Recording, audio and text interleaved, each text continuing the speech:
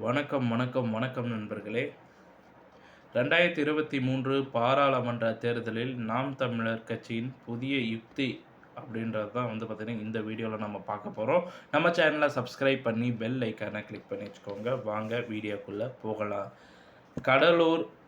கடலூரில் நடைபெற்ற ஆலோசனை கூட்டத்தில் பேசிய நாம் தமிழர் கட்சியின் தலைமை ஒருங்கிணைப்பாளர் சீமான் 2023 பாராளுமன்ற தேர்தலில் புதிய யுக்தியை அறிவித்தார். மற்ற கட்சிகள் வாக்குக்கு ரூ. 5,000 தருமானால் நாம் தமிழர் கட்சி ரூ. 50,000 தருவதாக அறிவித்தார். சீமான் பேசுகையில், தமிழகத்தில் தற்போது தவறான நிர்வாகம் நடக்கிறது. அதற்கு காரணம் மக்களும் தான். ஹிந்தி தெரியாதவர்கள் வேலைக்கு வரக்கூடாது என்று சொன்னவர்கள் இன்று ஹிந்தி தெரிந்தால் வேலைக்கு வாருங்கள் என்று அழைக்கின்றனர். காவேரி நதிநீர் பிரச்சனையில் எதிர்க்கட்சியாக இருந்தபோது திமுக ரயில் மறியல் போராட்டத்தில் ஈடுபட்டது. இப்போது என்ன செய்து கொண்டிருக்கிறார்கள்? கருணாநிதி உரிமை தொகை என்று என் காசை எடுத்து எனக்கு கொடுக்கிறார்கள். கருணாநிதிக்கும் உரிமை தொகைக்கும் என்ன சம்பந்தம்? ஒரு நாளைக்கு ரூ. 30 சம்பாதிக்க முடியாத அளவுக்கு மக்களை பிச்சைக்காரியாக ஆக்கி வச்சிருக்கிறாங்க.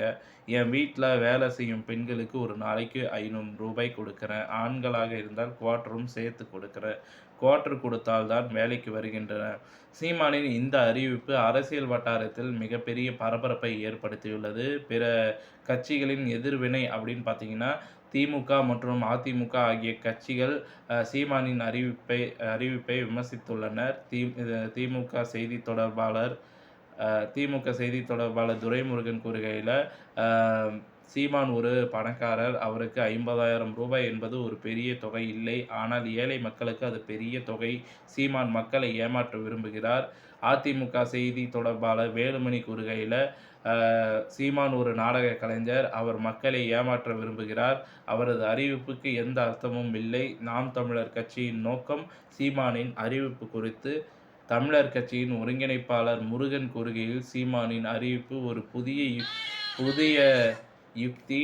இனி இது மக்களின் கவனத்தை ஈர்க்க வேண்டும்.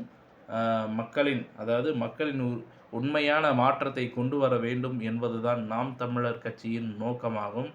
இத்துடன் இந்த செய்தி தகவல் முடிவடைகிறது. இந்த செய்தி தகவல் பிடிச்சிருந்தால் லைக் பண்ணுங்கள், ஷேர் பண்ணுங்கள்.